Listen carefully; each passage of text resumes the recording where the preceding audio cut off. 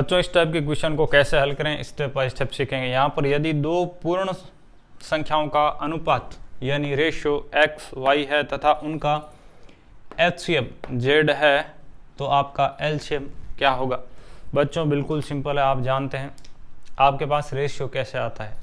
जैसे मैं एक संख्या लेता हूँ, क्या लेता हूँ, जेड एक्स और जेड वाई, इनका मुझे रेशियो निकालना है तो मैं इसको ऐसे लिखूंगा।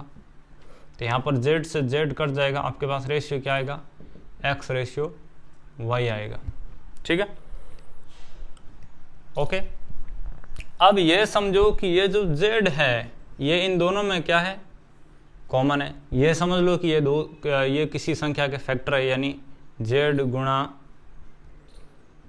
x है और ये z गुणा y है, यानी ये आपके किसी संख्या के फैक्टर है जिसमें आपका z क्या है, यहां लिखता हूं, z क्या आपका कॉमन फैक्टर है।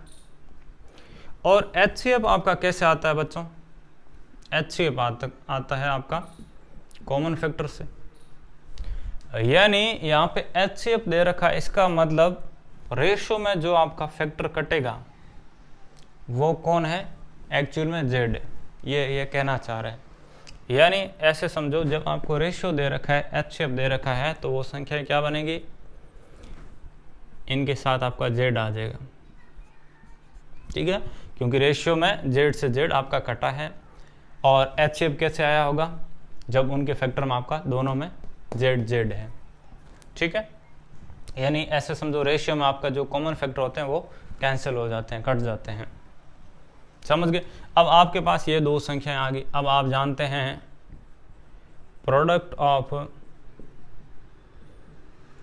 टू नंबर्स इक्वल टू क्या रहता है, product of LCM and HCF. ठीक है, तो इनका गुणा और एलसीएम आपको निकालना है, एचसीएफ आपको जेड दे रखा है, जेड या मल्टीप्लाई में इस साइड भेजेंगे, इसमें आ जाएगा डिवाइड में, जेड से जेड कट गया, आपके पास क्या आ गया, एक्स वाई जेड आ गया, यानी आपका डी ऑप्शन सही हो जाता है।